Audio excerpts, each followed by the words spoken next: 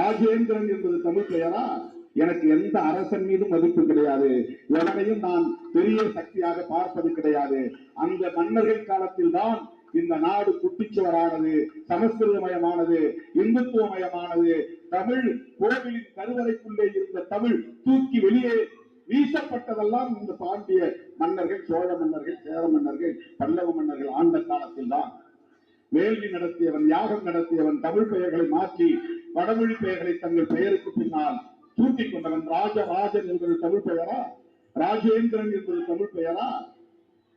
எல்லாம் வடமொழி பெயர்களை சூட்டிக் கொண்டவர்கள், வடமொழியிலே மயங்கி கிடந்தவர்கள், பார்ப்பனர்களின் வேள்வி யாகங்களில் மயங்கி கிடந்தவர்கள்.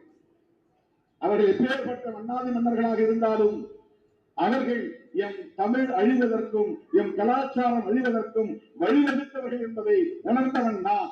எனவே எனக்கு ஆண்ட பரம்பரை என்று சொல்லுவதிலே எந்த பெருமையும் இல்லை. அதில் எனக்கு உடன்பாடு கிடையாது. என்ன